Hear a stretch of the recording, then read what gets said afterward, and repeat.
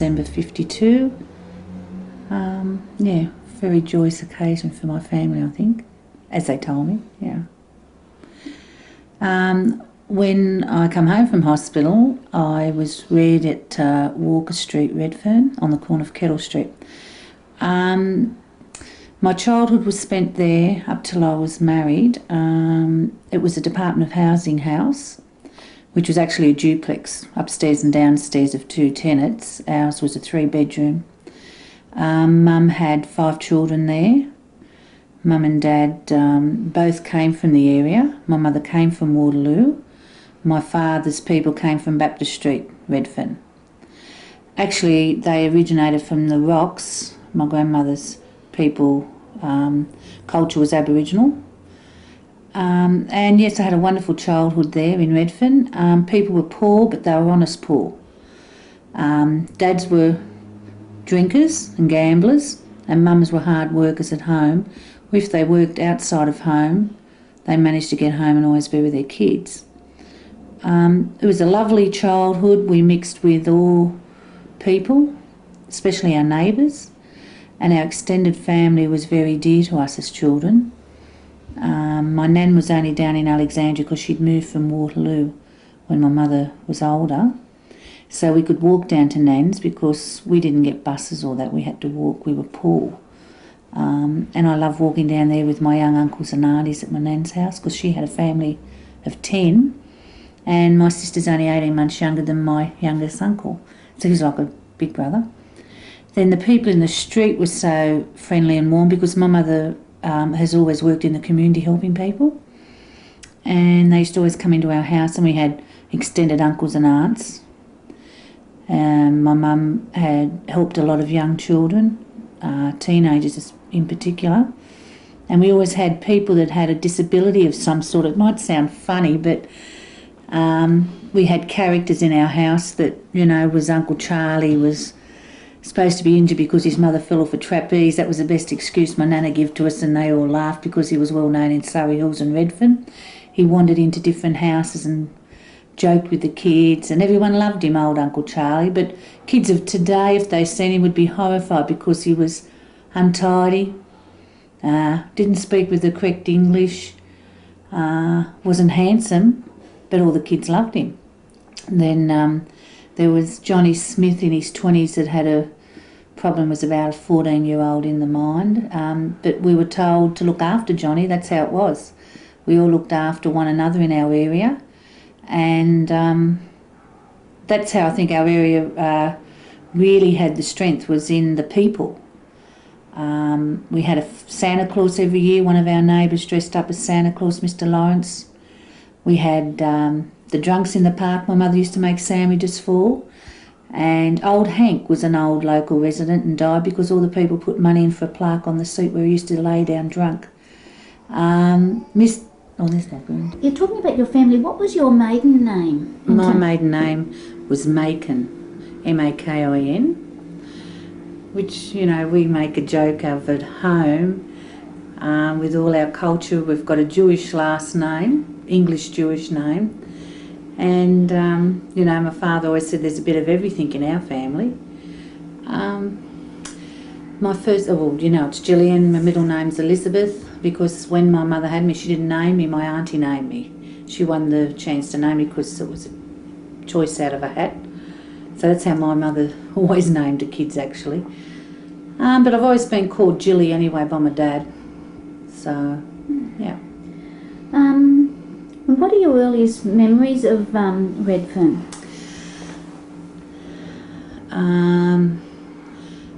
The friendships, the women always working, always trying to look after their kids. The dads not having that same worry as the mums, like the dads coming in, putting their bag down and then going off to the pub for a drink before coming home for their tea. That's in my street, I noticed. Not so much probably all over the area, but I think that's how the area was. It was a hard-working, poor area, and the mums were the strength of the family, like I think the women are all the time anyway. Yep. Yeah. What kind of a kid were you? I was the third in a family of 5. I had a very intelligent sister and brother above me. So I really now realise I must have been intelligent. I went the other way. I went into sport, which gave my mum and dad a lot of pleasure because I excelled at different sports and represented in New South Wales and that. So, yeah, coming from a poor area, it was quite good. In fact, my girlfriend who I swam with, Denise Langford, represented Australia at the Olympics in the swimming. So, you know, I just gave it away before that. But I represented in netball, running, athletics and swimming. So, yes, I was more into sport. So was my brother. My brother represented in football and cricket, but I really wanted to prove a point that I was better than my brother and sister. So I've always been a determined person anyway. And what kind of a place was Redfern for kids in the 50s? Maybe mostly your memories of what would go back to the mid to late 50s. Yes. You had open space because the high-rise wasn't built near our houses at that stage. We had a bakery up the next street. We had on the vacant lot where the high-rises were old Bob and Silvery's horse. He used to deliver on the horse and cart still up to about 60. And we used to all get on his horse and cart and go for a ride with him. What did he deliver? I think he delivered more in a cartage type of thing with boxes and... Yeah, I can't remember the name. I mean, if I had have spoke to Dad, I probably would have got the name, but everyone loved old Bob and we'd go up in the stables and all us kids played there. And there was no fear of him interfering with the kids. He loved the kids and his horse we all loved. Then there was... Where was that located? That was located where the Makin building is now, which is up in Walker Street. Mm. So it was covered by Walker, Moorhead, Kettle and Redfern Street. It was on that block because... Up further was the pub. There was always a pub on every corner. That's what I realised when I was a kid, because when I went out to visit my cousins in the suburbs and I found out they didn't have a pub on every corner, I thought that was quite strange, because we always had pubs and churches, because that was a poor area. Mm. That's how you denoted really a poor area. Mm. So my nana told me. You were going... Sorry, I interrupted you, and you were talking about the horse place, and then you're going to... I was going to go on to say... By the 60s, as I got older, there was a character in Redfern named Mr. Flower. And apparently, I mean, as word was said that he had a nervous breakdown, he was highly intelligent before this, but he used to go around with golf clubs in Redfern Park and hit golf balls at you as you're waiting for the bus going to school or work. And he'd scream out, "Fall!" And he was dressed in striped pants and South Sydney colours. And he'd ride along on his bike and nearly knock you down, and on his little push bike. But he was a character. We all loved him. We all thought he was great. And we'd all scream out, "Here comes Mr. Flower, you know, run." And we'd all run for our life and everything. But he was a nice man. As I say, there was old Johnny Smith and there was Charlie and there was Uncle Winky that used to come up from Nowra, that was my neighbour's uncle. And he used to come up because they were a big Aboriginal family, that were friends of ours too.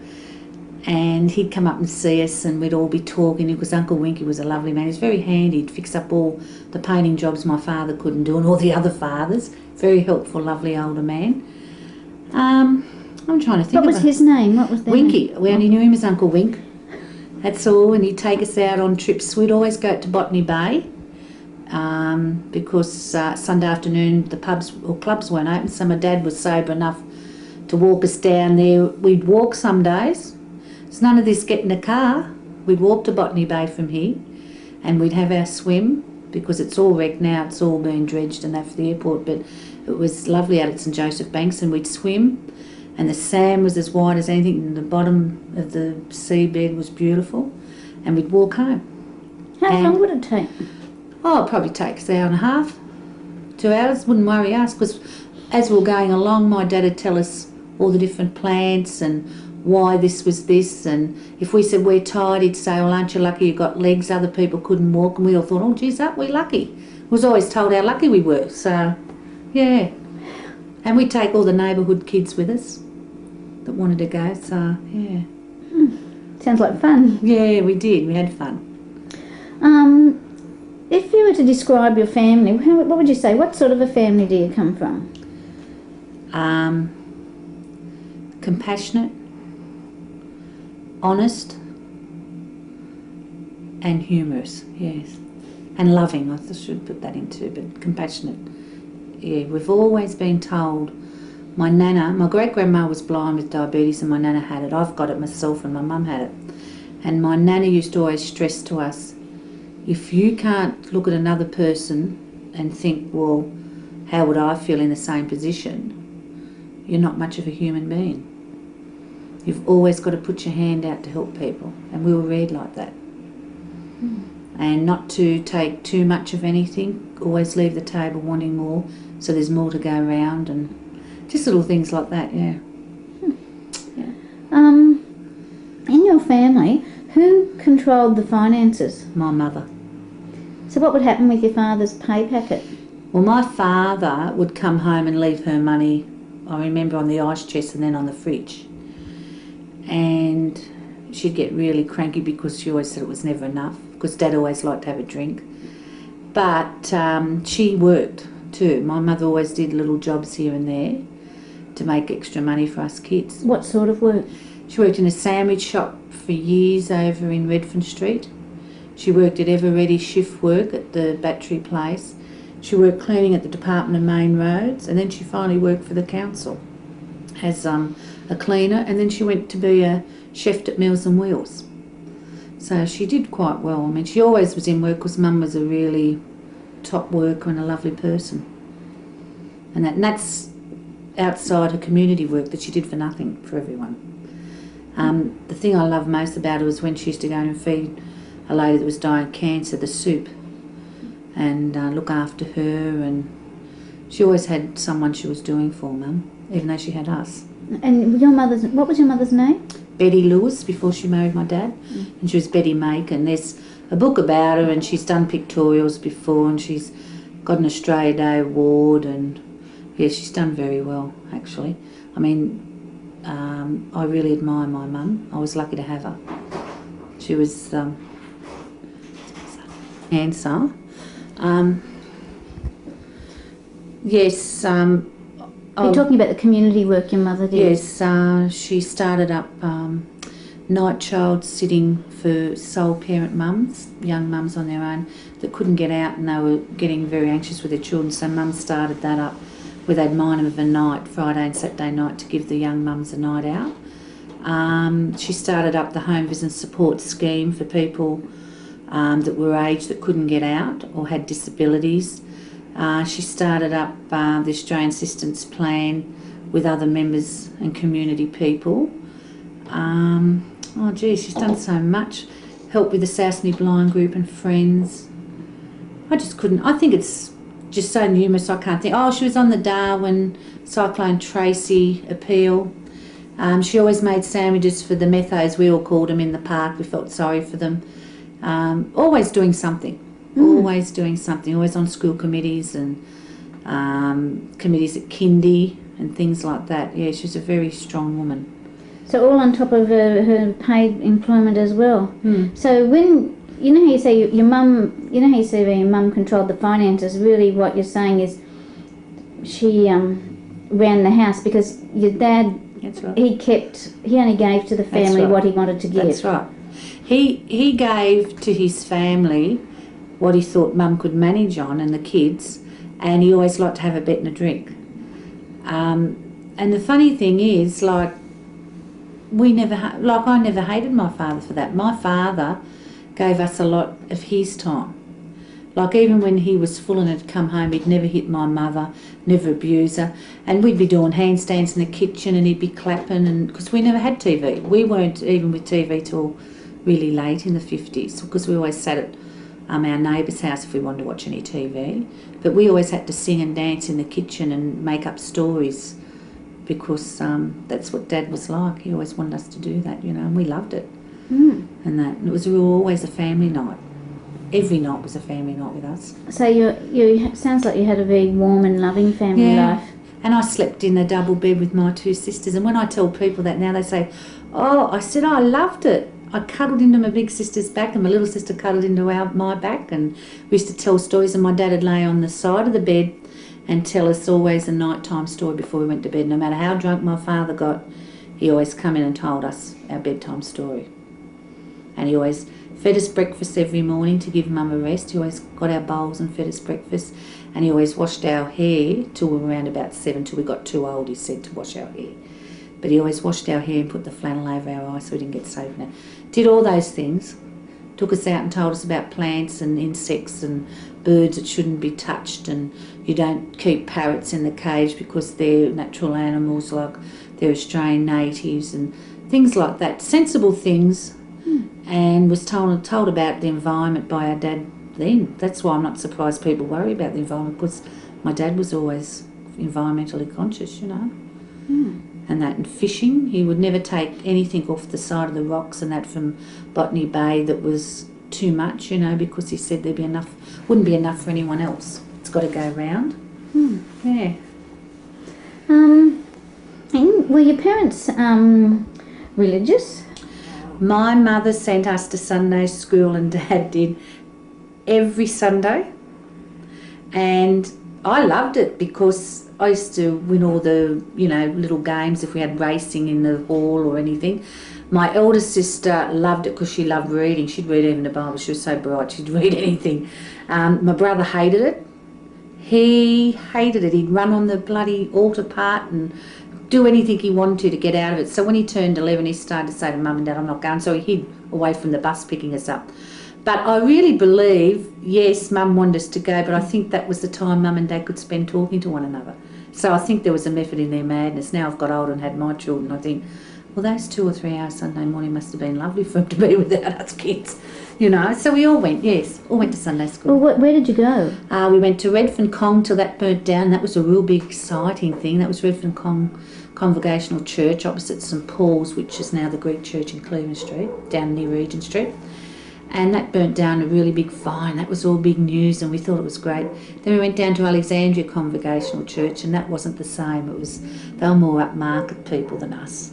So we thought, you know, and no, I didn't like that as much. But I didn't go to church after 13 anyway, because I could see in my area, I was probably starting to question then, how all these women were poor and getting belted, some of them, and treated like dirt, and there was a God up there. Well, why wasn't he working and why wasn't he helping little children that didn't have, like I always wanted nice shoes and dress, and I always think, well, my mother and dad, nice, why hasn't God given them the money to buy, you know, my clothes and things like that? But I mean, I was always dressed up, but I always wanted better when I was young. I was a bit of a snob, I think, myself, in my own way, you know. What about politics? Were your parents politically Very involved? political. Oh, great. So, yes, my mother, she was mad unionist. She was all for the people, because when they were going to pull our houses down, where my mum lived and all around here, where I live now. was that for the Housing Commission? Yes, my mother fought them. My brother fought them. He was a BLF with Jack Mundy. My father's in the Plumbers Union. My mother was a unionist from way back.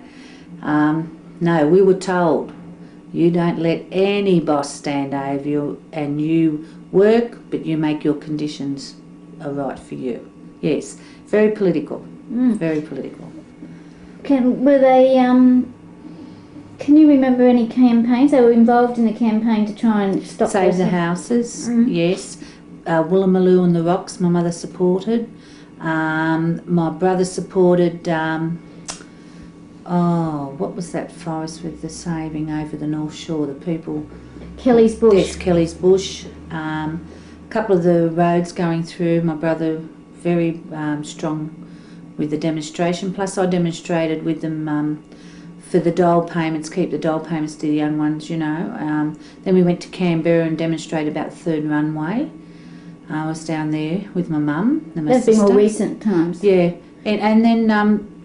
what can you remember of the campaigns in the 50s? Can you remember what any of the big issues were at that time? I know one, I don't know whether it was the 50s, but my mother's always been pro-abortion too. She was always for women's rights, so she was always involved in the peace marches and everything. And I'm going to the Vietnam time where I marched then, and my mother in the Vietnam War March, and always May Day March we marched anyway. Yeah. Were many of the families in the area involved? Or was your family an Jim exception? Sherrock across the road, who was a member of the Communist Party, Mr. Sherrock was a gorgeous man. He'd stand up on the corner, and we all thought it was lovely as kids, and he'd say, you know, you should have the political nouns to know right from wrong. He was really great. My brother admired him because he was very political and still is, my brother Ian. And the drunk from upstairs, you know, we laughed. He come down, one of the neighbours, and he said, you communists and everything. So they had a fight in the corner. So us kids thought that was wonderful. You know, that was everyday occurrence in our area, men scuffling around, and that didn't worry us. Some people get frightened with fights, but I'm used to it because I've seen it all my life, on and off, you know, so. Did anyone get it seriously hurt? No, because people broke it up. They wouldn't let them get really hurt. I mean, the men hitting the women would always be broken up too. I mean, people sort of like didn't like it, unless it was in their home. Then people would say if it's in their home, it's none of our business type of thing. But I was never used to my mother and father hitting one. My mother would hit my father before my father. Like, she'd scream and say, don't do it. And I've never had that in my home either, with my husband. So. And were they involved in any political parties? My mother would never join a party because she said once you joined a party, you're answerable to them. You can be a free agent and say what you want and be an independent voice. And where did she get this thinking? She had that thinking from when she was a young girl, my mother. My mother was political, my nana has told me, since she was a young girl. In her book, The Matriarchs, she has quoted her teacher at Erskineville School, Miss Woodcock, who went to Russia and came back and told the girls about Russia, and my mother said, you know, it's not how people tell you. And she always said that women were strong. My mother always told us girls we can be just as good as the boys or better. And my mother's auntie was very, very political. And I think she got it from her aunt, actually, who never had children, was always... What was her name? Zenny Mack. She was actually married a wealthy fellow, so it was good. So, you know, that's when we'd have our nice holidays and stays at her place and that. Yeah, Mum was very political. What sort of discipline was used in your home? Well, my mother, she hit like a horse's kick. She'd kill you. I remember one day talking about religion. I was 12 and I was arguing back with her, and she said, I picked up the Bible in my bedroom. We all had Bibles, oh yes. And she said, don't you rip a page out that Bible. And I thought, I'm going to test my mother. I've had her telling me for years, so I ripped it out. So the two neighbours having a cup of tea with her at the time come in and saved my life because she was belting me that hard, and I was too frightened to cry. They thought I was dead, so they come in and pulled her off and said, Betty, you'll kill us. She said, no one defies me. My mother's always been like that. I've always been frightened of my mother to hit me than my father. My father would never hit us.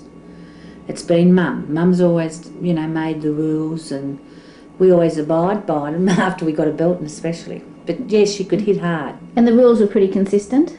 My mother always, if she said no, she meant no. You never ever got away with it with my mother. I've seen a lot of people try, but underneath all that, she was the softest butter. It's a funny thing, you know. And you didn't resent the belting? No, I knew if my mother belted me, I must have deserved it. And when I come home and told her one time my nana hit me because I threw mud on my nana's washing, and I come home and I said, Nana's hit me, Mum, and my mother turned around, pulled my pants down and belted me on the bum and said, well, I'm hitting you now. You don't tell on your nana, and you must have mucked up because your nana wouldn't hit you if you nothing. And I just went, And to this day, I've never worried about being hit. You know, I wouldn't let anyone hit me, but not with my mum or nan. Never worried me because my nan was my second mum too. And was there coupled or counterbalancing that from what you've said, it was a very warm and loving household. And the same is if I went and told on my sister, she'd hit us both. She'd say, well, both of you are doing something wrong. She said, so I can't get the one to tell me the truth, so I may as well give you both a clip and you'll get away from one another. And it was right. Because when I got a hit and I didn't do it wrong, and my sister would have got it the next time, so it worked out. And we knew not to disturb our mother with trivial stuff. My mother would say, if it's not important, why are you coming in and worrying me? Can't you work it out? Haven't you got a brain of your own? No, she was very smart in her own way. Like, couldn't bounce balls in the house, and we'd say, why, Mum? She said, it's bad luck. And I thought for years, geez, bad luck. But then I realised I got older, it was bad luck, because if it had broken anything, she would have built our legs off. So that's how my mother was, and I probably have gone along the same role with my children as my mother, yes. Well, with your dad, if you did something to upset your dad, how would he respond?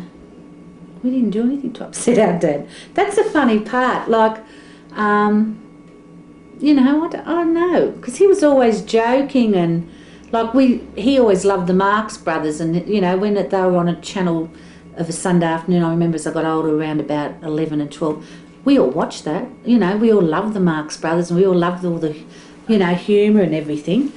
My dad was always laughing, and I never seen him cranky much. See, Mum took all the worry. That's why he kept young. And she took all the worry, so, yeah. Yeah.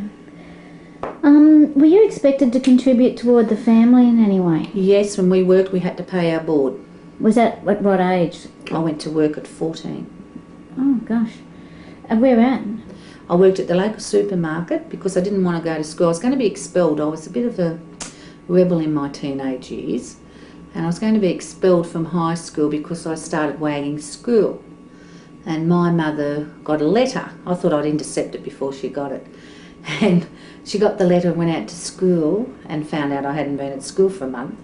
So when I come home with my school bag that afternoon, she said, "Did you enjoy school, Jill?" But I think she had an inkling before that. And I said, "Yes," and she just hit me straight across the face and said, "That's for lying. And on the other side of the face is, that's because you're not going back to school, you're going to work. If you're not going to school, you're going to work." And she said, "Get out and get a job," which is quite different to some mothers now. I went the next day and got a job. And never had stopped working. I loved it. And I was where my older sister, she would have preferred school, my brother and my youngest sister. And my youngest brother, he went through school too. But when you were younger, say when you were a child, before 14, did you ever do things like, sell newspapers or any jobs like that? Well, I wasn't allowed to do that. I did a lot of training with my sport anyway, but one of the young boys at our school, we went to Cleveland Street School, he was selling newspapers and he had his throat cut up in Surrey Hills in one of the tenant houses, a boarding house, and a man called him into the room to buy a paper and he cut his throat open. So that was big news in our area that my mother would never let us kids, none of us kids worked before we were working age. Did that kid die, by the way? Yeah, cut his throat, killed him. And, he was in my sister's class. It was really sad, my younger sister's class. And there was a couple of kids that died around our area that were my friends when I was younger, because there's a hepatitis epidemic we all had through the pulling down of the houses and the exposing, pipes and that, and the kids all played on the paddocks, so we picked up hepatitis. And then there was the fire in one of the old houses the family lived in. The girl died, and she was my friend at school. And my dearest friend Stephen died with a hepatitis epidemic. I thought that hepatitis A or whatever, which was what it was around there in those days, was not lethal. Oh no, it was really bad, yeah. Because we were so sick, they wanted to hospitalise my sister and myself. And Mum said, "No, if my kids are going to die, they're going to die at home with me." She wouldn't let us go to hospital. And did the whole area... Oh, our street, a lot of kids had it, yes. So it was really around the whole area. It's really bad. And what year? I was about 8, so it'd be about 59, 60 probably. Might have been younger, might have been 57. And then the other big incident was when the wall collapsed on top of 3 girls in our area and killed them. What wall? When they pulled down the old stables and terraces where McKell is now, they left a wall standing, and a big wind got up on a Saturday afternoon, because we always used to go up to the local picture shows. That was our outing. Us kids in the local area to get into the Empire Theatre, which was up in Cleveland Street. Cleveland and Walker Street, we used to go up to the Empire Theatre up there. And when we were up the theatre watching the matinee, the wall fell on top of 3 girls playing, which were neighbours' girls. And when we come down the street, everyone was distraught, all the neighbours, they were so upset. And we all wondered why, and then my mum told us, It was very sad. So that was another one that was really upsetting. It's a lot of tragedy. Yeah, oh yeah, it was really sad. And you know how they say, oh, you know, some people say, oh, why do you tell kids? We all knew about it and we all thought, oh. And then because we knew the old gunman, Billy Cotter, he was a gunman. He was up in Moorhead Street, and the kids used to run, you know, they were cockatoos for the SP bookmakers. The boys would whistle, you know, if the fellas would come, the cops or that. You know, it was that type of life. It was really great. I loved it. How did you know this guy was a gunman? Do you mean a hitman? Yeah, worked for the underworld, yeah. Oh. Everyone knew that. Everyone knew different people. Yeah. Didn't matter to us. And you weren't frightened of him? No, he wouldn't hurt us. He'd only hurt the people that he had to go and hit. No, I played with his son and all. Billy Cotter was his name. I'm not sure the son now, his name. But everyone knew him. And there was a lot of underworld fellas around because my dad's uncles were all in the gangs of Surrey Hills and that. They were all involved in the graft and the crime and everything. Well, what were these, you know, the gangs or whatever, what were they? The razor gangs, yeah, you know. what were they into or what? Well, I don't know much about my dad would know more, my mum, but all I know that the criminals in their day... Oh, stop. Well, the crime I knew about was the SP bookmaker, which everyone knew about. No one worried about that. The prostitutes, the women that work from the homes, that no one worried about that. Well, where was that around here? I was associated that with Woolloomooloo and... No, geez, a lot of women needed to work that way to feed their kids, especially if a lot of their husbands ducked off, you know. And there was a lot of, there was hitmen. There was fencing, like fencing goods and that around. But we knew of it, but it never worried us. And there was even drugs in those days too. What sort? Well, there was a chemist that was around on the corner of Raglan Street in those days that was just giving them over the counter to the women when they'd go in, whoever went in. He was, a bit of a devious type of chemist. They finally got rid of him because he was a drug addict as well. What sort? What was the Valium? Speed. Oh, speed. Yeah, that type of thing, But everyone knew about it, but, no. Wasn't many bashings like there is now. Like, no one got rolled or no one got bashed like they do now. The crime now is totally different to when I was younger. If young fellas fought, they fought the fellas. They didn't hit old people and they didn't hit young people. And I noticed the men in our day, or before me actually, never swore like they swear now in front of women. And that's even the criminals. If a woman come along the street with a baby, they'd step aside.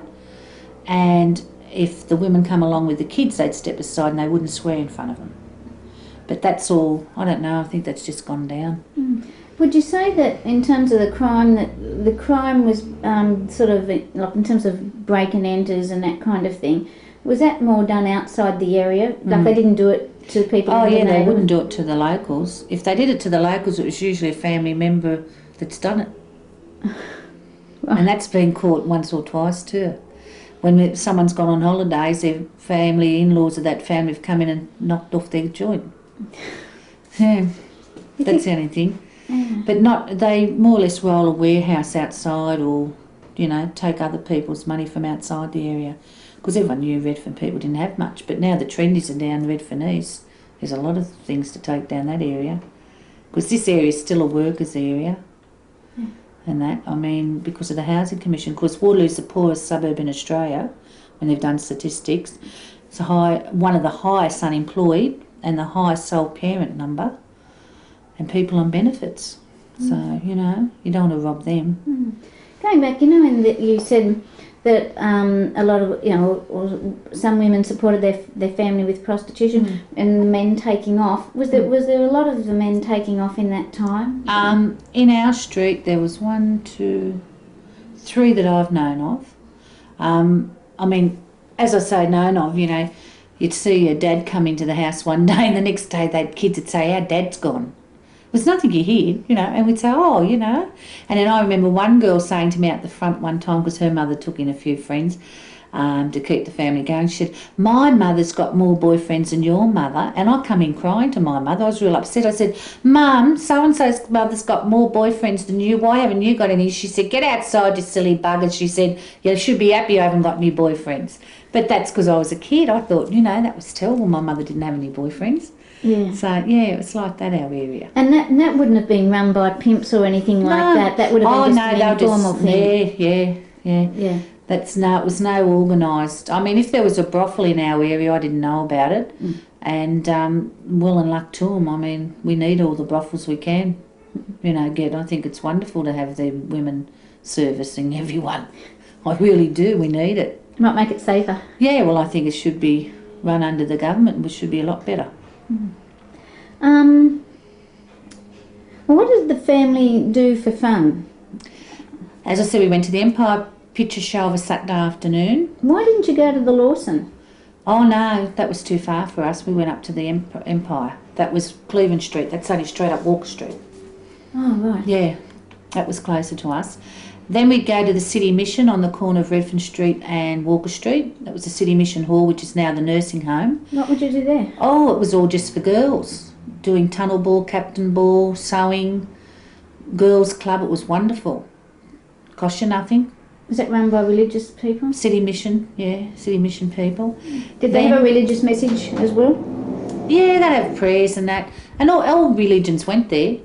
Oh, yeah, they didn't stop anyone. It was wonderful. Then, as we got older, we went down the swimming club. Everyone was in the swimming club, Sasney Swimming Club down at Prince Alfred Park.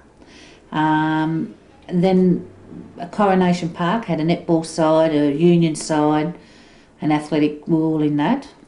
Then swimming, we were always into swimming, our family, always. And we go away on holidays. That was another. My father and mother always stressed that us kids had to have a holiday.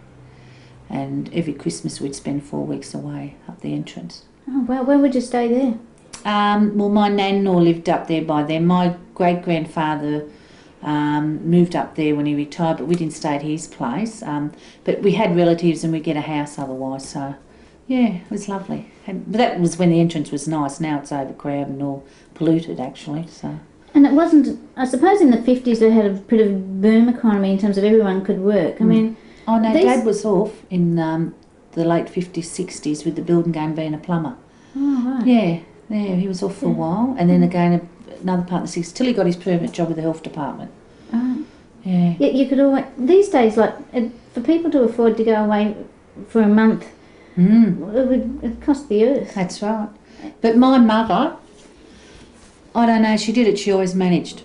She always managed to give us kids what we needed. And she would go too for the month? Oh yeah, and she'd pay her rent and we'd go away and she'd make sure our Christmas dinner was perfect and our Christmas, Oh, definitely. She was a really good mum.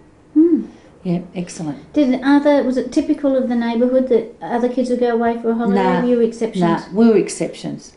Because Mum never had it much, only as a couple of times with her nan as a kid, but my dad, because his grandfather had the home up there and everything, he was used to going on big holidays.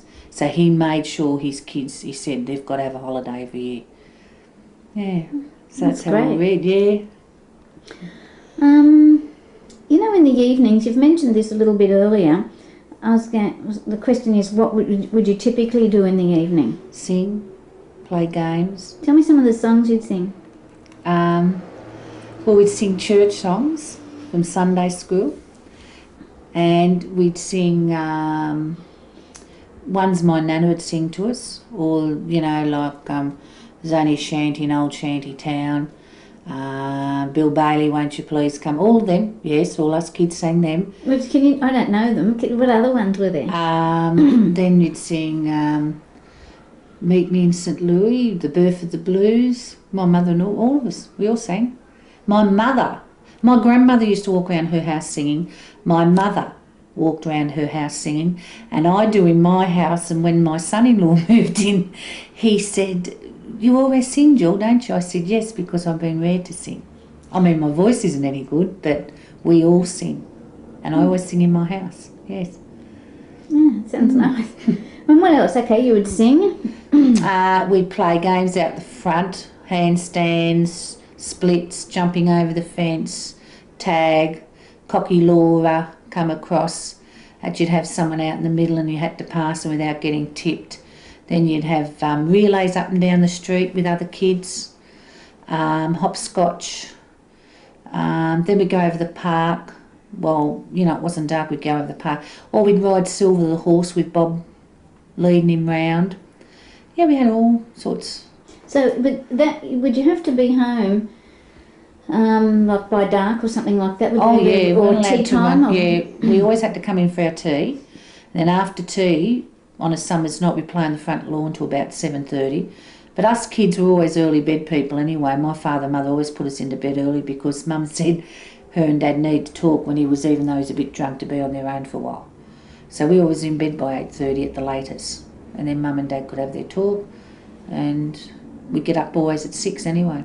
And I'd get up at 5 as I got old for swimming training, get down the pool at 6. And then after that I'd go training after school anyway, so, and I'd come home around 6 at night. My dad had picked me up, so. And was it safe to play, you know, running in the street? The cars weren't a problem? You'd think there'd be quite a few there. Never, no, not the cars. There was hardly any when I was a kid in the street. Yeah, that's a funny thing. People think in the 50s there was a lot.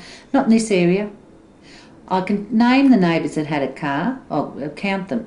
1, 2, 3, 4. And how big was the street? No, that's 6. 6 people had a car, 6 families, and there was 2, 4, 6, 8, 10, 12, 14, 16, 18, 20, 20, about 30 families. Because being in a city too, you don't need it. You can walk into town, and you can get. There was always transport, but cars were out of our reach. And whoever had a car always took the kids on the back of the truck or whatever to the beach. So it was always a neighbourhood that helped one another. We all got out there some way, and we did a lot of swimming and that with the church. They'd take us in their bus and that. That's why a lot of the locals were members of the church too, because they took their kids out on outings they didn't have to pay for too, and they kept an eye on the kids. Yeah. Well, the next one, did your parents work? Well, you talked about your mother's jobs, and your father was a plumber. Yeah, my dad was a plumber for the health department for about 30 odd years, and he worked in the building game before that. And that, because he did it, when they come home from the war, they give them these apprenticeships they could do to reschool them after the Second World War, and Dad took up plumbing, because his dad was a plumber, he had his own business, my grandfather. And your father went to the Second World War? Yeah, yeah. Did that have any kind of impact on him? My dad, he never speaks about it, not much at all. He used to always march in his march, but as he's got older he doesn't. No, he wouldn't tell us. He wouldn't tell us, especially in front of the girls. My father's funny, don't upset the girls and tell them anything nasty, and he never told us about the war. Now he says, oh, you know, war's no good and everything, but he went. Yeah. And so did his brother, yeah. And he was in, when he had a job, he got a job in the health department, but prior to that he was working in the building games, different building sites, Stewart Brothers and all that, I think. Oh, right. Yeah.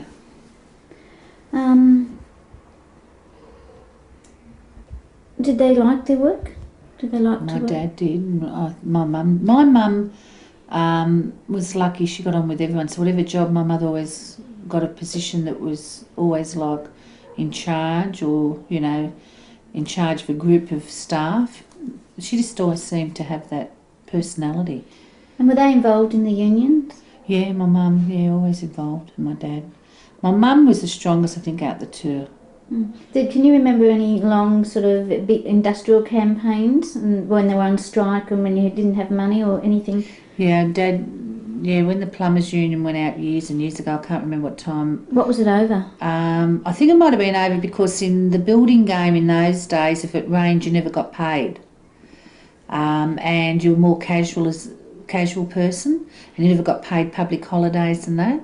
So I think it might have been over things like that. Mums, we went out on strike for air conditioning up at the council, and they put it in anyway for Meals on Wheels. and different ones on the council that she went out for. I can't remember. But she was very supportive of any strike for the worker. And did it ever have? Did you ever suffer in terms of and get, into a lot of stress? It ever being tough if they went out for a long period or that kind of thing? No, the toughest I seen was my brother out for long periods, not my dad and mum so much, because with the BLF he was blackballed for 10 years from the building game, because that's when Norm Gallagher come up from Melbourne and took over Jack Mundy's BLF and everything. So my brother suffered the hardest with any industrial problems. How did he make a go of it if he was blackballed for 10 years? He had to work in jobs that he didn't like.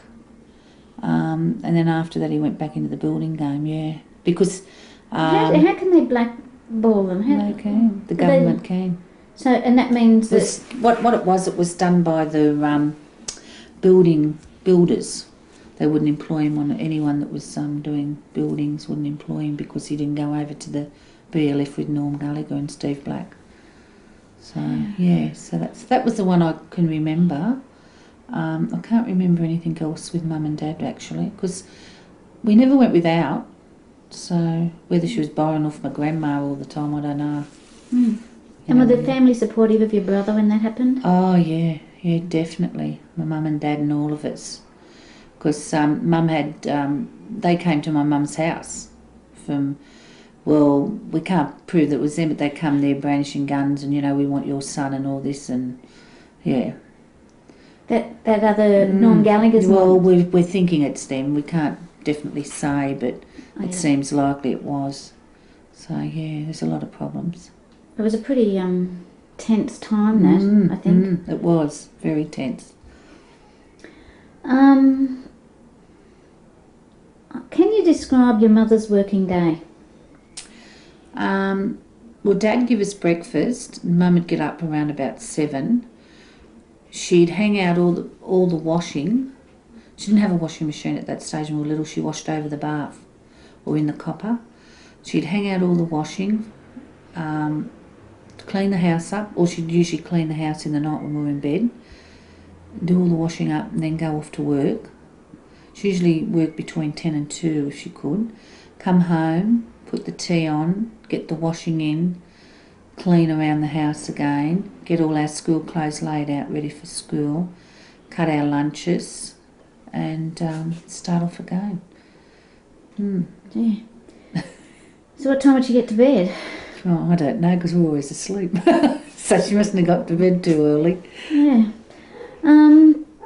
What was a typical meal?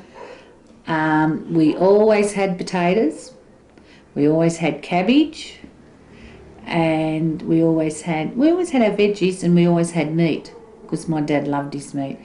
But I remember, because Dad got paid fortnightly at that time, we always had big potato chips on the Wednesday night before, and I loved it with tomato sauce. That was great, because there wasn't any frozen chips. My mother wouldn't have bought them anyway, so everything was fresh. My mother never bought the frozen stuff.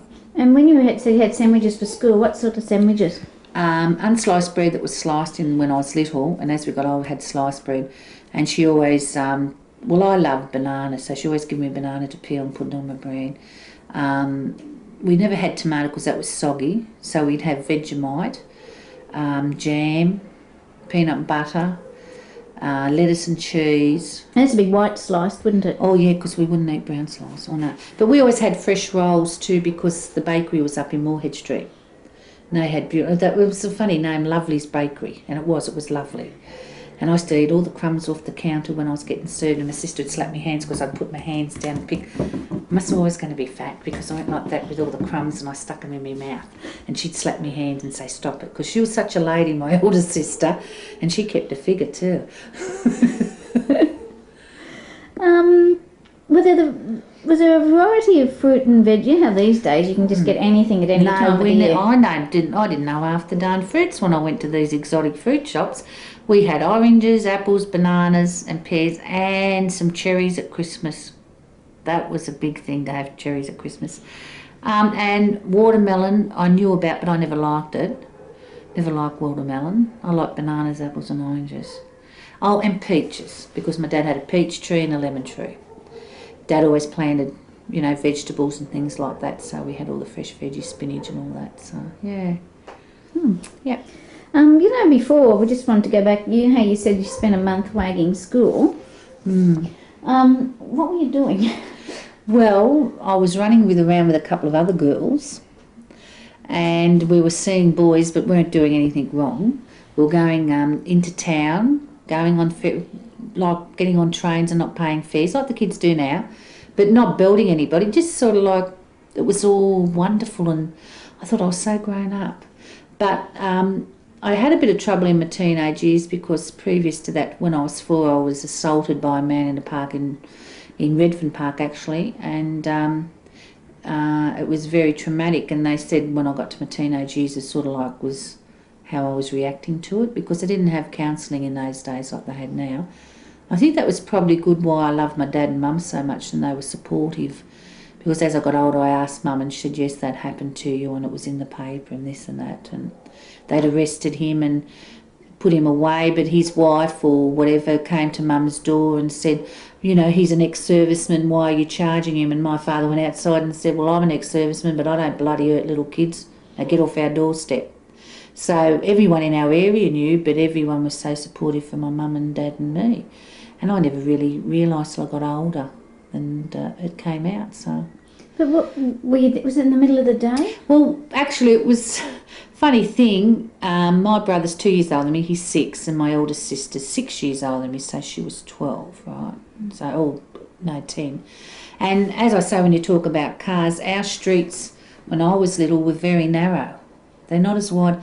You're just 2 steps across Kettle Street and about 10 across Walker, and then we went down on the Sunday morning. I was supposed to go down and play with my friend that had died, and I wandered off to the park on my own because I was 4, and my mum was frantically looking for me. And when she went down to the friend's house, they said, oh, she's not here. And when they found me, I was up the police station, because a policeman had found the man in the act and got him there, and then, which was good.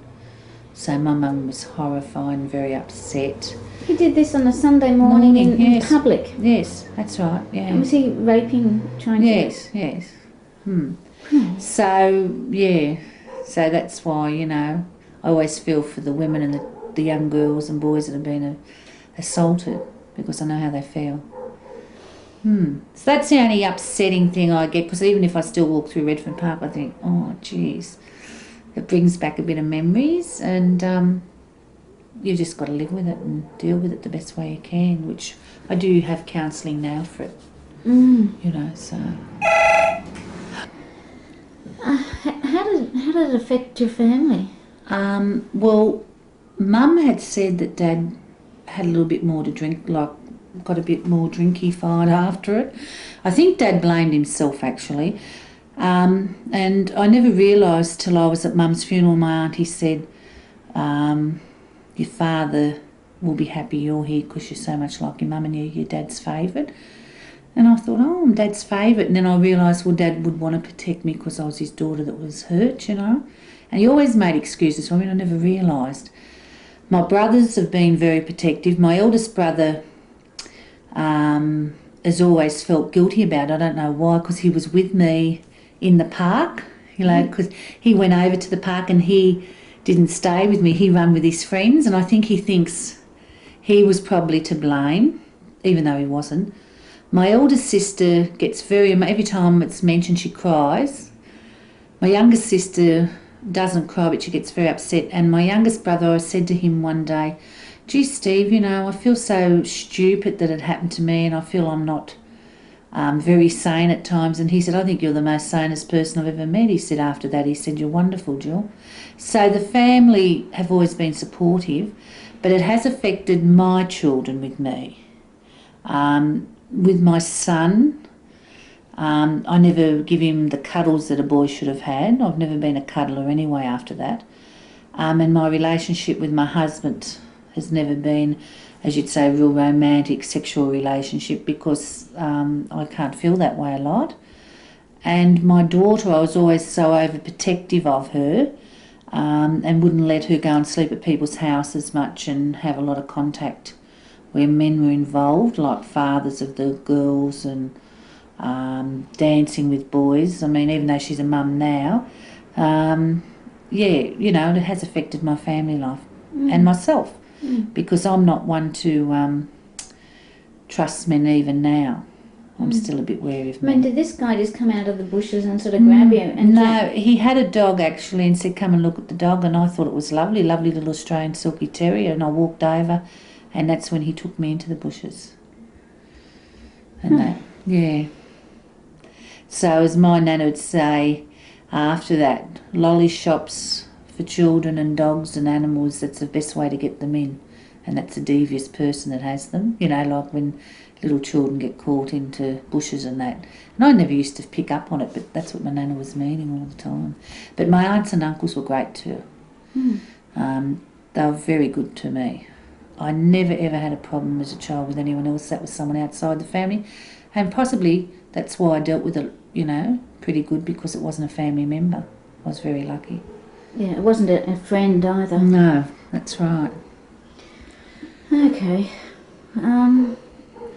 Were there a lot of kids in the neighbourhood? Heaps. Yeah, because the average family would have had, you know, 3 kids or more in my day.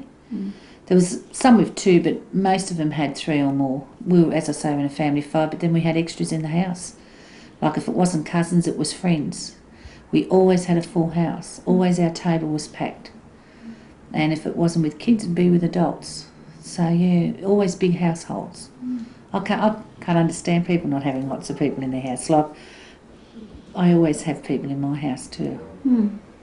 Well, who were your friends? School friends, but my best friend was my sisters and my mum and my aunts and cousins and that. I mean, I never had one particular girlfriend. I had lots of friends.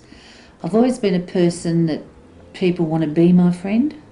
I know that sounds probably as if I've got a swollen head, but I've always drawn people in, and I've always had, as I say, my best friends are my sisters. I get on famous with my sisters. I love both my sisters and I love my brothers. And they're my friends. And my daughter, I've left her out. She's a very good friend. My daughter, my son is, but he's male. They don't see eye to eye a lot on things, but I'd say my family are my best friends, yeah. And when you were a kid growing up, you had lots of... I had lots. I didn't have one particular friend. If I had a fight with one, I could run down the street and they'd still play with me. I was a very lucky girl. Okay. Well, what did you do together, you know, the kids in the neighbourhood? As I say, we played outside, cricket.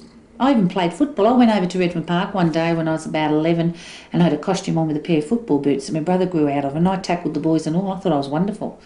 And I was a bit of a tomboy at that stage, and I could jump just as high as the boys. And I remember going to day out at Redfern over. They used to have that vacation care over Christmas, and I went over there. And one of the boys sort of like said something nasty to me, so I bashed him up. You know, I was around 11. I felt really, after it, as I got older, I thought, what a boy. I was a real tomboy. But at that time I wanted to say, hey, don't you say that to me. Plus I had a big brother and sister, I suppose that helped too. Yeah. Can you remember any adventures that you had with your friends? I mean, yeah.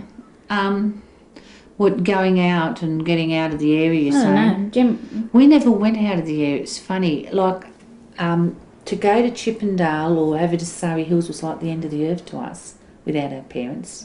It was a very funny thing. Did you go without your parents? No. Only wagon school when I was in high school, but not when I was little, no. Because everything was around my home.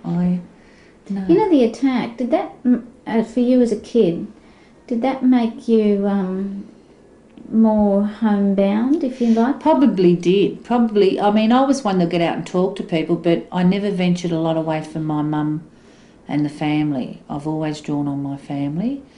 And I never wanted to go. I mean, Coronation Park and Prince Alfred as I got older, training and that, but my dad always walked me there and walked me home. And Coronation Park always went with my big sister or a group of people, never on my own. So you weren't wandering around alone? No. My mother wouldn't let us anyway. So if I was to ask you, was it a safe neighbourhood? What would you say? I'd still say yes, because the thing is, I still had people, like, as I say, my neighbourhood, just my area, yeah, I could trust those people. They weren't that person. Yeah, I felt safe because my mum and dad were there. I felt safe. 15th of June 1995. Jill, were there any places you were not allowed to go? We couldn't go into people's houses on meal times. That was the rule. We couldn't go into the park after tea or near tea time. We always had to be home, and we couldn't go into the park alone. Is that Redfern Park? Yeah.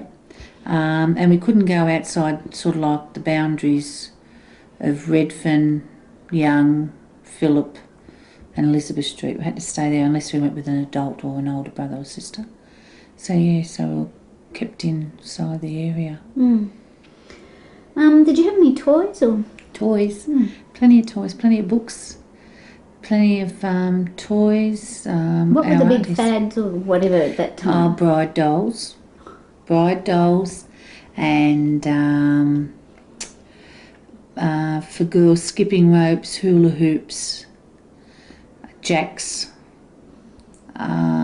netball. I wanted a netball really so bad. I couldn't get one. I was really upset with that. And hair things, you know, always been like the plastic headbands then. And I remember when I was little, I was about 5, I had plastic high heels and I loved them with a little net skirt, and I thought I was beautiful. And prams. I always liked footballs too. I always wanted to play my brother's footballs, and I used to use them too. The boys my brother had Makin set, and a farmyard with animals. I love that. I love playing with the farmyard. Doll's house, and that, yeah, and... were Matchbox toys big around here? Cars? No, not with my brother. No, he was more, and football boots and things like that he loved. What about books? Books, yes, we always had books. What were your favourite? Can you remember any in particular? Well, funny enough, I love books now. Hated books then. My older sister had all the books. I used to draw in them and write on them, and she'd be hitting me while, you know, it's the only time she ever hit me is when I drew on the books. No, I wasn't a book reader then, but now you can't get me away from books. I was always outside playing. And if we weren't doing that, we always like doing little chores inside for Mum, little jobs. Yeah, but my sister was a book reader. Were there people in the neighbourhood that you had to avoid?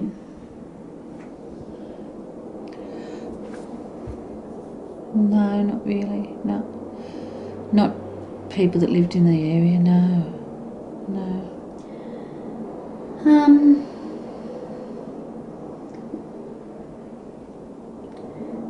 How did the teacher... what school did you go to? Cleveland Street Public. How were you treated there? Loved it. Yeah, loved Cleveland Street. The teachers were lovely. Had a lovely childhood there at the school. Loved it. Loved primary. It was high school I didn't like, and that was because it was out of the area too. It was Randwick. I didn't like Randwick Girls High. And were you treated... Well, how were you treated at Randwick coming from Redfern? Well, that was a big shock too, because Redfern people were different to Randwick people in that area. Yeah. I mean, did you make any friends with any of the Randwick kids? No. In the class I was friends, but I didn't make lots of friends. As I said, I always had people that wanted to be my friend, but my friends were from this area at school. There was much, well, I guess there'd be the Randwick experience, but was there a sort of a thing about suburbs, even in this immediate area? Right. That's upstairs, the floor. Of those creeks. For example, was Redfern considered to be either better or worse than Waterloo or Alexandria, Westonville, Surrey Hills? Was there a bit of a... Yeah, like even back from when Mum was younger, people used Redfern address instead of Waterloo in those days. Like Mum had a couple of cousins, and if they put anything on lay-by in town, they'd put that they lived in Redfern and not Waterloo. Very strange. I always said I lived in Redfern, but lots of people were very embarrassed about coming from Redfern. I don't know why. I like coming from that area. And yes, people probably thought they were better in different areas, but I didn't. Right. Is that too noisy? That's the floorboards. They creak all the time. It's okay. Well, what happened at Randwick? Because Randwick was quite an affluent area. Was it then? Well, not so much. They just thought they were better than everyone, I think. And they came from all the eastern suburbs, the girls that went to Randwick. They were nice enough. I just didn't like it. I just didn't like school there. I wanted to go back to Glen Street Primary, but I couldn't.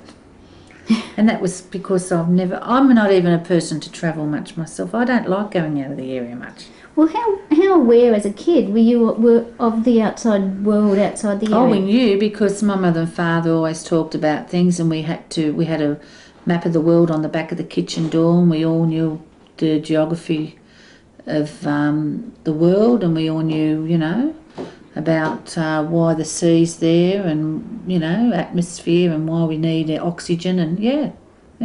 What about political events outside your local area? Yeah, when John F. Kennedy died, that was a big thing when everyone was talking about it, and why the Queen's a monarch and that, and all that type of stuff. Yeah, knew all about it, but I didn't want to go out there. Right. I was happy to be in my own little world at home. Yeah. As a kid, did you get any sex education? Only when I matured, my mum, told us about it and everything. But no, not really, because it's what Mum told me, and I just went along with that type of thing. So she did tell you? Yeah, she told me why you have periods and why girls like boys and where you come from, and yeah. But I already knew that because my older sister had told me anyway. Yeah. What was the ethnic mix of the area? We're talking in the 50s now. Yeah, Aboriginal, Anglo, Lebanese, Greek, English. Like I'm saying from England people from I can't remember the others. Maybe there might have been some Spanish and Italians, but it was more Lebanese, as I say, Greek and Aboriginal. Mm. And was there any sort of interracial conflict, or was it? Oh yeah, there was the Wogs. They used to say that's the Wogs. The Aboriginals and white people always stuck together here because they were all intermarried, practically. Talking about the old Aboriginal families and white families from the area, so they all stuck together. But they'd say the Wogs, watch the Wogs and the Dagos and the Refos, and that, and the Greasers. Did that ever break down, that attitude to the Europeans? Yeah, well, I think the kids break it down at school, Like we had friends from all different cultures, so it didn't worry us, And so in your street, say the street you were looking at, what groups would you have had in there? Aboriginal. We never had many ethnics in our street. I'm thinking of all the friends. There's a toilet, geez. Do you want me to ask them to close doors and that? Because I don't have a kitchen door. Moorhead Street, but no, there wasn't a lot of ethnics. There was one Greek family and one Lebanese, I can remember, and mainly Aboriginal Anglo-Saxons. So would you go to the households of the Lebanese or Greeks? Yeah, we did. My father used to mow the Greek lady's yards because she didn't have a husband with the kids, and my father would go down and do it for her until she got the money to buy a mower. So, yeah. And we had the, Abby was Lebanese and he was my brother's best friend. So, yeah. Was there any sort of community organisation in a crisis here? Like if things are, well, for example, the houses being pulled down, what year was that? Was that much later? That was in the 70s. Right. What about in the 50s? Was there any sort of... Everyone went to their church, because that's what I was going to say. When Dad was out of work for a time, the Uniting Church, the Congregational, came and gave my mother groceries on the back doorstep. I think it went for about a month. And they always bought Christmas presents for the kids, and the Sallys always did that in our area. They always had parties. And the council always supplied things for people. Like what? Well, they still do it now for the age hampers and people that needed, people of disadvantage. But when we were younger, they put on I'm sure they mixed, over Redfern Oval, they put on a Christmas party and give kids presents out and that. Yeah. Well, how would you describe the neighbourhood? Was it, residential, industrial? Well, where we were, it was all housing commission and terraces down this end and up in Moorhead Street, and there was, as I say, a bakery and a few shops. The industries were down this end where they still are in Danks and Young and I can't forget what other street, Moorhead Street, different warehouses and that. And it was always up near Redfern railway station. McCamley's was a big one in Redfern Street, the boot factory. A couple of boot factories which have all closed down now, and Faldings. What other kinds of industries were there? Wonderlicks, the tile people. Always the council, always. Did most people work locally? Yes. Most people like to work locally, yes. And they, the Everleigh Goodyards. And that's, the Everleigh Goodyards employed a lot of people. So, yeah. Can you remember any other kinds of it? Can you remember any smells associated with the area? Railways. Do you want me to jump? What was the social focus of the area in the late 50s and 60s? Was there a place where people would go and... Well, the men always went to the pub. The ladies always talked over their fences.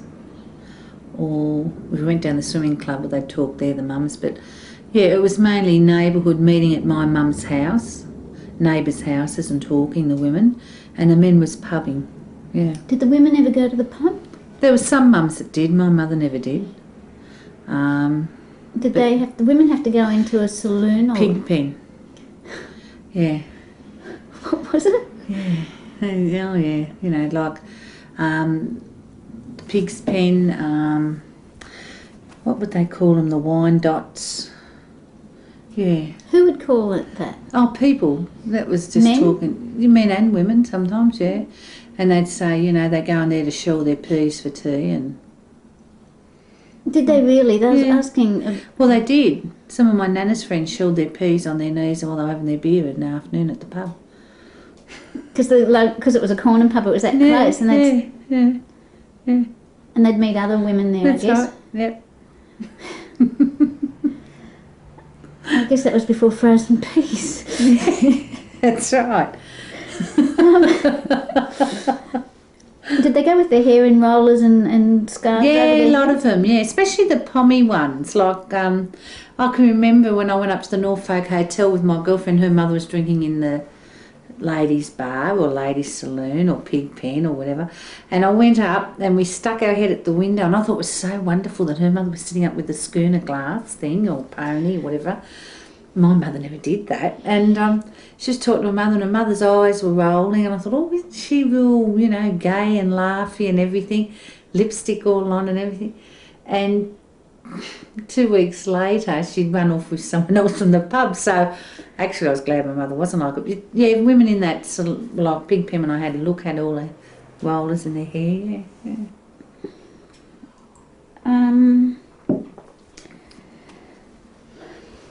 Where did most people work? They tried to work locally. Yes. Actually, we've asked that, haven't we?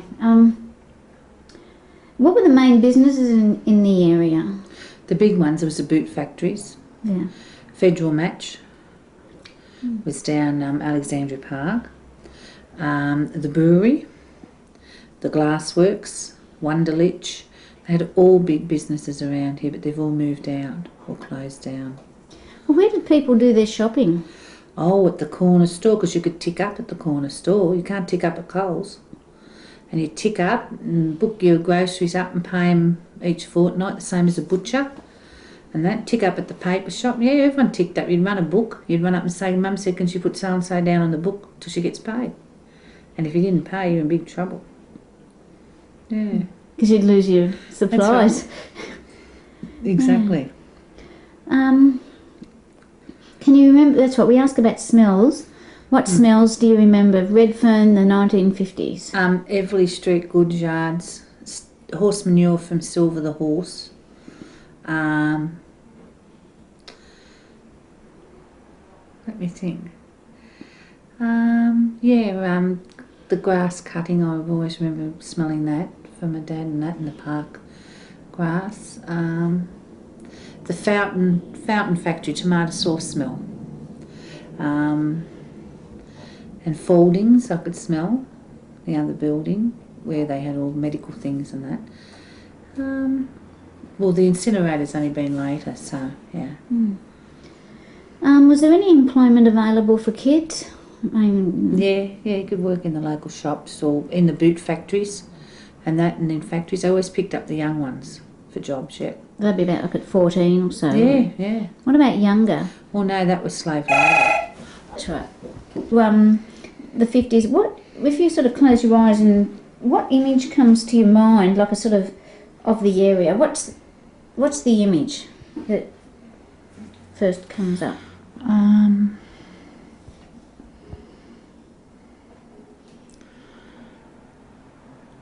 That's terrible. I'm trying to think. Just people and talking, communication. Yeah. Okay. What about if I said sounds? What would you say? Laughing, children. Can you remember any big events locally? Oh yes, I remember one big event which was really, always a circus came to Prince Alfred Park, and then we'd always have, when I was younger, it was so funny, Botany Harry's was a running club, and they always run round at the local football at Redfern Oval when the juniors were playing, and then they'd hold a gala day, Botany Harry's, and anyone could go and run against them. So all us kids would go over there and run against them. We'd take all the prizes, and they'd get really cranky, the running club, because we were all good runners, you know, run like grands because we weren't overweight, and we had to run to make the messages for our mother. And I just think that's so strange. It was a real big event. We used to win everything, and they were all training and everything. We thought it was funny. Yeah. And that's one thing that was in our day too, mentioned about shop. Mums went to the shop to get their big order, but they never went to the shop if they had kids, and neither did the neighbours. They'd stop you on the way. Would you get me so-and-so at the shop, would you? Yeah. Do people shop on a daily basis? In those days, yeah, more. What if you're going to make major purchases like, I don't know, white goods, washing machine, or a new lounge or something? We never had many of them. Yeah, I don't remember my mother going, only as I got older, when I was in my teens, but not when I was little. I can't remember my mother buying new lounge and that. Where would you buy your clothes? Oh, we always went into Anthony Horden's, my nana would take us in, or we'd go to Buckingham's, which was another big store. Yeah. Is that in the city? Yep, that was in the city, Oxford Street. Well, did you ever go up to the Redfern shops, Botany Road? Oh yeah, we used to. Oh, sorry, Wynn's down in Regent Street and Botany Road and Regent Street. Yeah, and that. Yep, always went to Wynn's. Okay. What were the most popular magazines? I used to like the comic ones, Richie Rich and Jughead and all those. I think my brother enjoyed comics more. As I said, I wasn't a reader. They had all those, and as they got older, they got Mad comics and things like that. But Well, what about the newspapers? What newspapers came into your home? oh, my father always got the Herald. Always had the Herald, and the evening paper, but always bought the Sydney Morning Herald. Always, and we still do. What pictures do you remember? Did you go to the pictures very often? My dad would take us on his holidays too, and my sister on holidays. I remember Pollyanna, I loved that. I really got upset with Pollyanna when she fell out the tree. Jason and the Argonauts, I loved that. I thought that was wonderful. That was two I really liked. Can you remember any jokes that you used to play or tricks that were popular kids doing?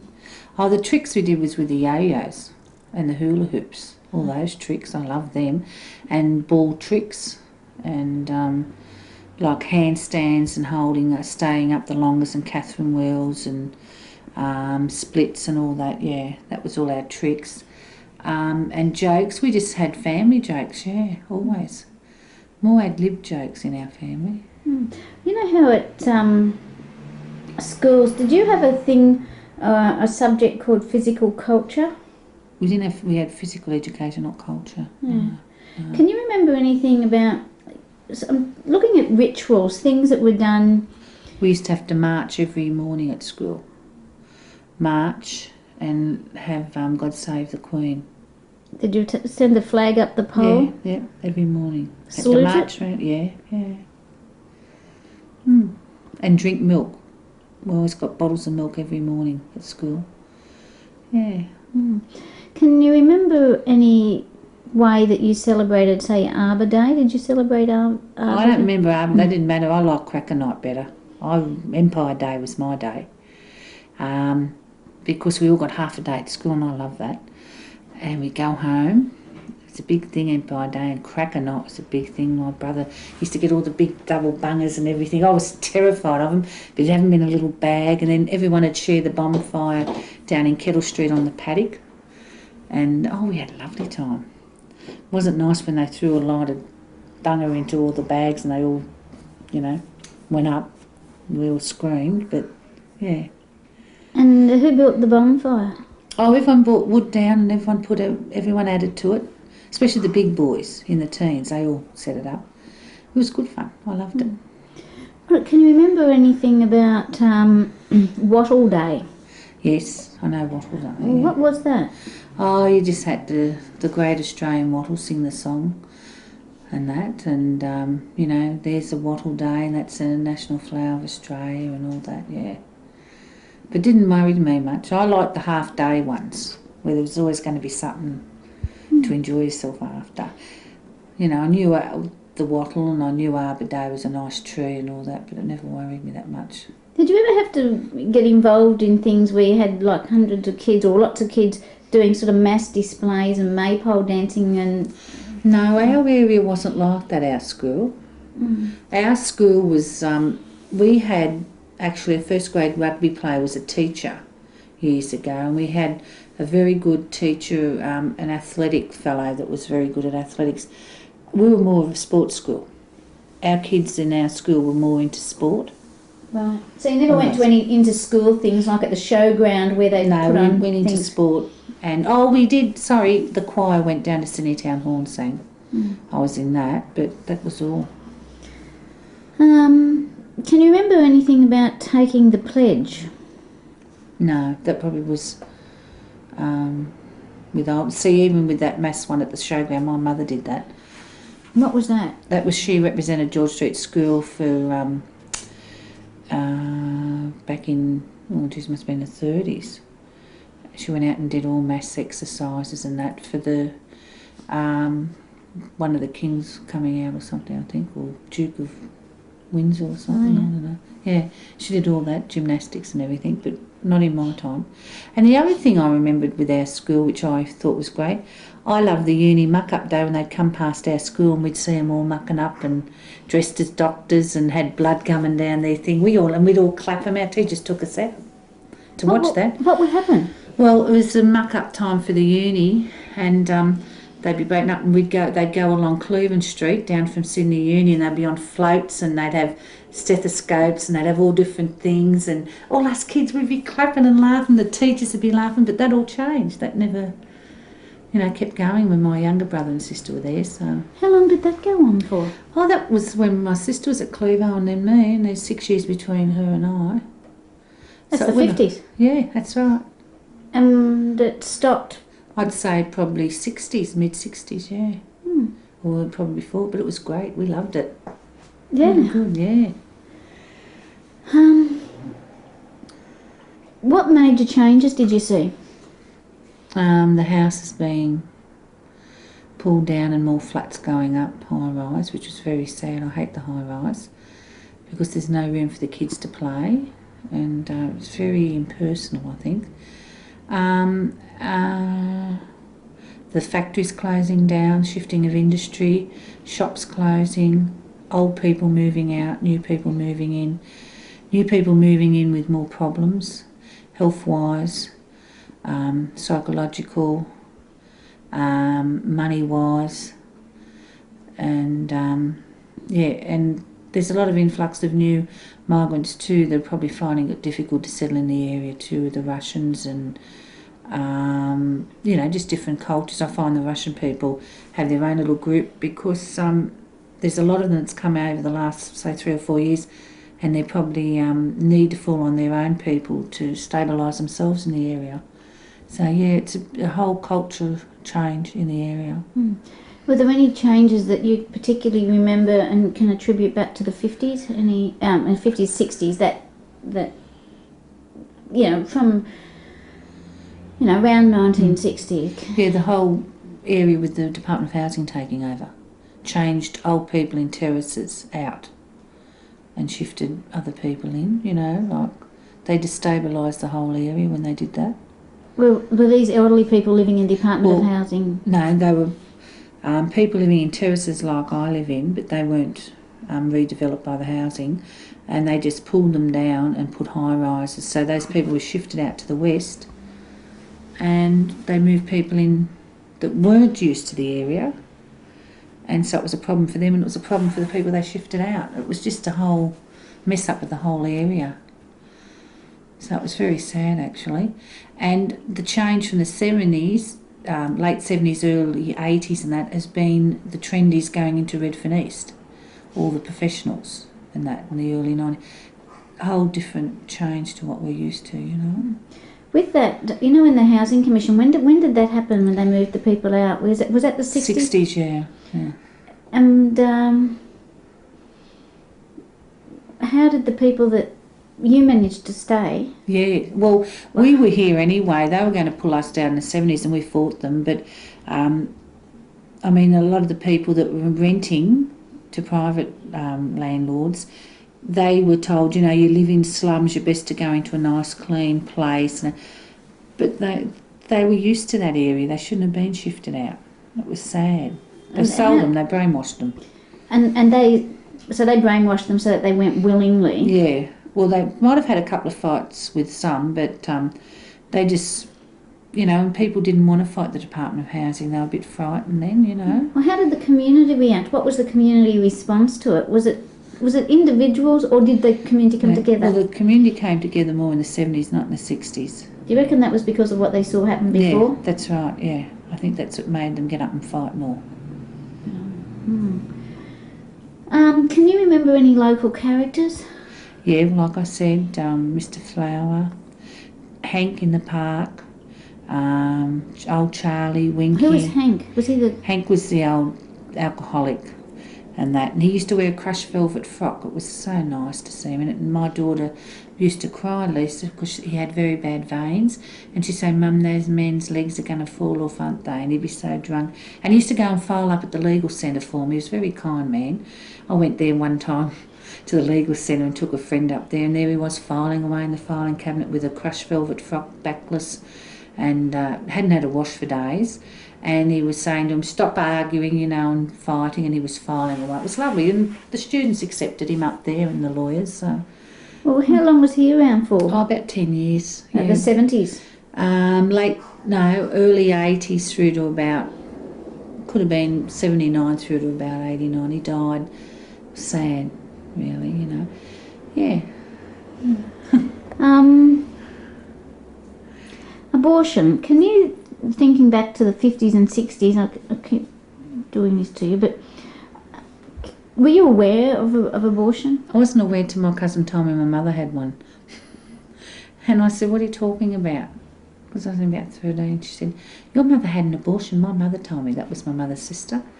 And I said, did she? But I knew she'd gone into hospital real sick. And I didn't realise what it was for. But yes, she had an abortion. My mother had a couple. My mother always said that you should have been entitled to have an abortion if you wanted to, especially on medical grounds. But did she have it in hospital so she didn't have to go? Oh, I had them at backyard ones too. How do people go about that? What do you know of it? just word of mouth by other women because they had to use them frequently. And were there many casualties? Oh yeah, well, one woman mum helped because she was done by a backyard fellow, and she come down to mum and she was really sick and she was hemorrhaging, and mum had to get her to the hospital. And her husband was really worried because all these big clots were coming away, and she got septicemia, and so she went to Crown Street and they saved her life. And the sister said to mum and the doctor, where'd she get it done at? Because they wanted to really have a go at the doctor and get the police onto him type of thing. And the woman, mum wouldn't give up. Well, mum didn't know exactly, or she didn't tell them. But they said they were sick of doing women all the time that were coming out of places like that. So, but there was probably a death here and there, but I was too young to know. So. Can you remember the area? Do you think that the area was less polluted in the 50s than it is now? Yeah. But weren't people still using or having wood fires and even using wood to warm their coppers and things like that? Yeah, but there was less cars. There might have been more industry, but there was less cars. There wasn't the refrigerators. A lot of people still had ice chests. And people didn't have vacuum cleaners and didn't use a lot with TV and things like that. There was a lot less noise pollution, I think, then too, in the home. Like there was more human noise, than what you find with electric and things like TVs, that. blaring. Yeah, and even the mowers then were hand pushed. They weren't the petrol mowers really then. Were the people's were there still deliveries like meat and bread? Yeah. What about other people coming around? Like, can you remember anybody else who'd come around? Toffee apple lady. She always sold toffee apples every Friday night and Saturday afternoon. I'm just trying to think. The baker fellow. Well, we always went up to the shop, to the bakery, for the bakery fellow. But there's always a man that come around and collected money. Mum used to get clothes off him and different things. A man that collected all the time payment money, Sydney cash order. The order man. Yeah. He always come round. It was really funny. We used to hide too.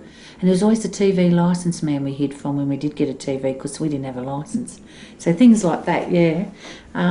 Did they really go around and inspect houses that had TVs and radios if they had a licence? Right. Yeah, that's right. And we were watching ours one day and because Mum answered the door and he said, have you got a TV? And Mum said, no. And he said, but I can hear one. She said, that's my husband talking. But he knew. So Mum got fined. I'll never forget that. We thought it was so funny after it. But, yeah, you used to hide from him and that. Same as your dog, if it wasn't, kept inside and that, and you'd see people putting in the council would write your letter or something, things like that.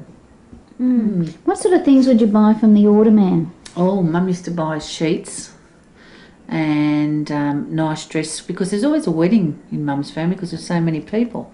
Always someone getting married or some cousin or aunt or uncle, and she'd buy a good winter frock and a good summer frock. Underwear she'd buy, and our clothes. Yeah, she always was buying something from the order man. That's the only fights Mum and Dad would have. You buying something else from that order man, Betty, and keeping us in debt type of thing. Yeah. Can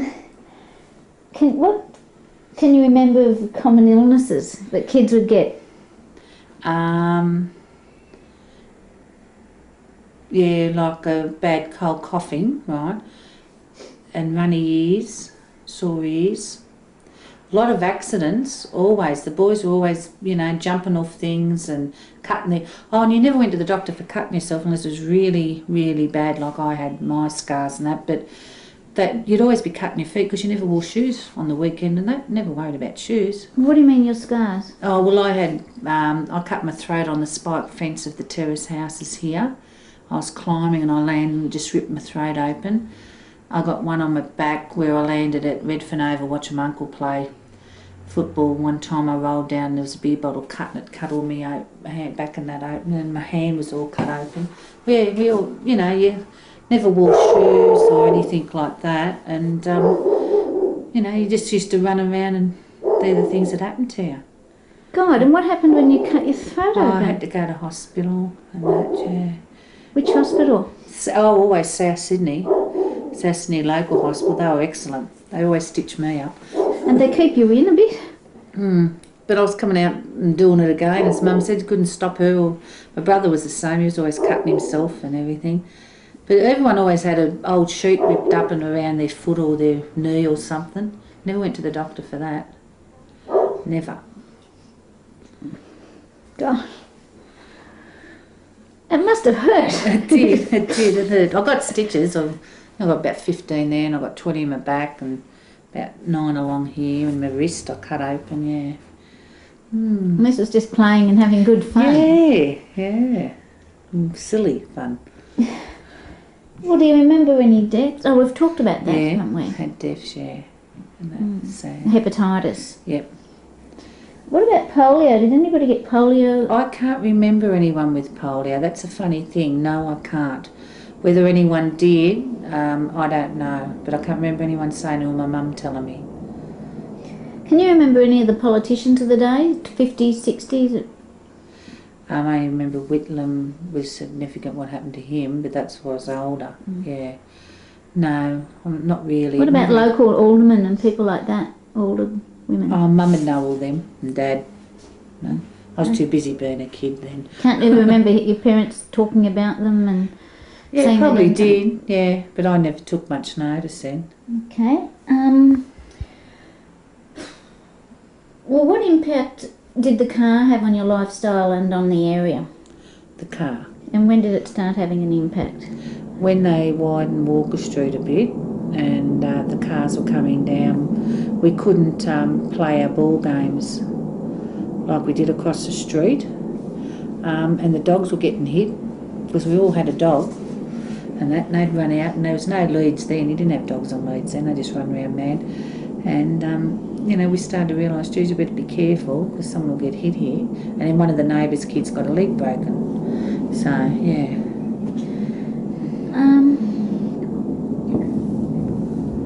Can you remember any thing about, the airport at Mascot? As plane travel became more prolific, can you remember or notice any change in the area linked with that? No. Okay. No. Were you happy? When I was a kid, very happy. What's your happiest memory?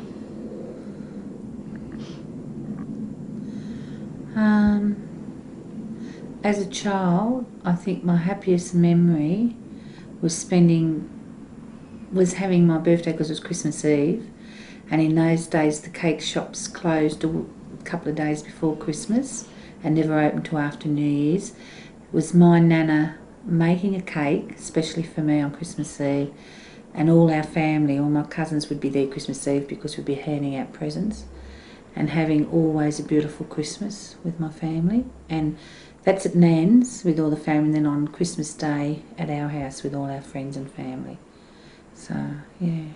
I think Christmas time was the best time every year. What about Easter? Did you do anything? Never cared about Easter much. Oh, yeah, we used to have Easter eggs and everything. I just loved Christmas, being with everyone. And I think doing well at the New South Wales swimming when I was younger, yes, I think that was good to see my mum and dad's faces, yeah. I think that made them happy. What's your saddest memory? What happened to me as a young girl, and you're talking about when I'm a child, what happened to me when I was a young girl and growing up. I think I'd still like to be in my childhood now and again, yeah. That's it. Okay. Oh, look, thanks very much. Has it gone all right? Yeah, it's great. Thank you.